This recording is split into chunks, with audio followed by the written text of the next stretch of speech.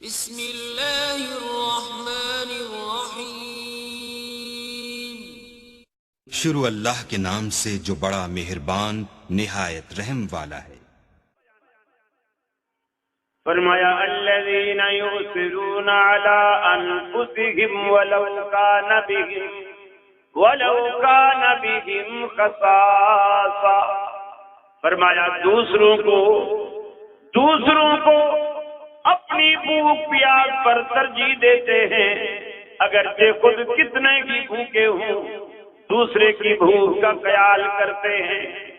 رحمت عالم نے مہمان بھیجا، صدیق اکبر رضی اللہ تعالی عنہ مہمان کو گھر لے کے جاتے ہیں اور بیگم سے کہتے ہیں کچھ کھانے کو ہے تو مہمان کو دو، اللہ کے رسول کا مہمان ہے۔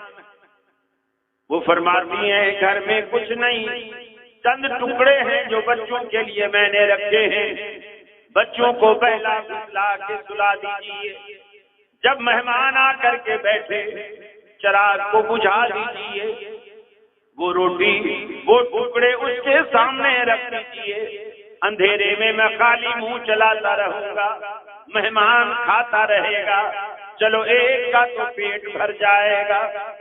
رحمت عالم صلی اللہ علیہ وسلم کا مہمان ہے، گھر میں داخل ہوتا ہے، بیوی نے پورے پروگرام کے مطابق چراغ کھل کر دیا، چراغ بجھا دیا، صدیق اکبر خالی منہ چلاتے ہیں، اندھیرے میں اسے روٹی کھلاتے ہیں، اور جب برتن لے کر کے گھر جاتے ہیں دل میں سوچتے ہیں جس طرح میں خالی منہ چلاتا رہا شاید مہمان بھی اسی طرح خالی منہ چلاتا رہا ہے، اس لیے کہ روٹی جوں کی توں رکھی ہے، کچھ بھی اس میں سے کم نہیں ہوتا۔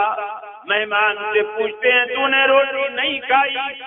وہ کہتا ہے واللہ میں نے پیٹ بھر کے کھائی، میرے اندر اور مزید گنجائش نہیں۔